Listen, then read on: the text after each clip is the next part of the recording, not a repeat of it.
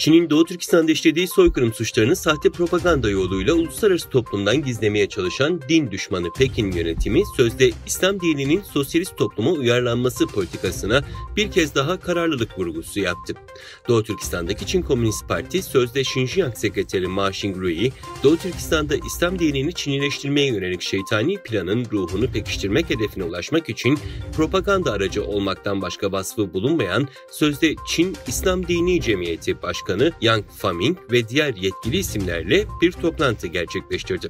Çin medyasına çıkan ilgili haberlerde Çin Komünist Partisi sözde Xinjiang Sekreteri Ma Xingrui 23 Şubat'ta sözde Çin İslam Dini Cemiyeti Başkanı Yang Faming ve ekibiyle Urumçi'de bir araya geldi.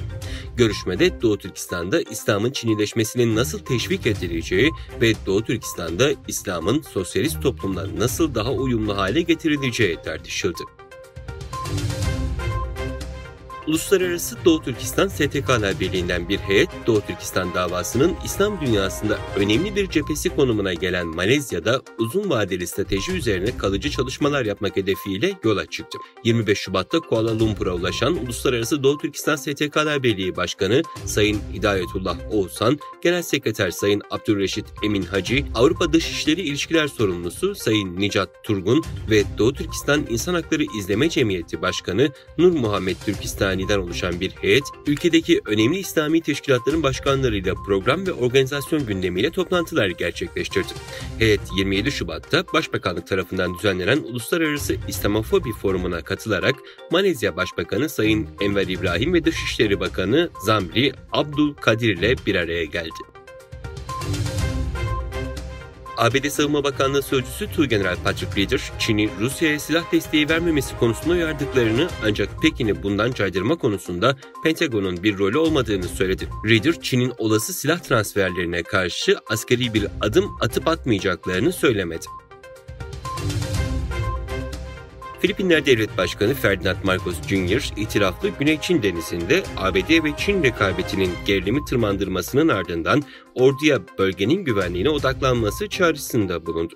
Marcos, Cebu kentinde Filipinler Askeri Akademisi mezuniyet töreninde konuştu. Lahey'deki Birleşmiş Milletler Daimi Uluslararası Tahkim Mahkemesi, 2016'da Filipinlerin başvurusuyla verdiği kararda Çin'in Güney Çin Denizi'nde tek taraflı egemenlik taleplerinin yasal olmadığına karar vermişti. ABD'de Başkan Joe Biden yönetimi Çin'e ait video paylaşım uygulaması TikTok'un ulusal güvenliğe tehdit oluşturabileceği gerekçesiyle bu konudaki çalışmalarını arttırdı. Çin'e ait video paylaşım uygulaması TikTok'la ilgili endişeleri olduğunu daha önce de net şekilde ifade ettiklerini dile getiren Beyaz Saray Sözcüsü Yardımcısı Joe Biden yönetiminin dijital teknolojiler ve Amerikalıların verilerini ulusal güvenlik riskleri oluşturacak şekilde kullanmaya çalışan Çin dahil bazı ülkelerin neden olduğu sorunlara odaklandığını kaydetti.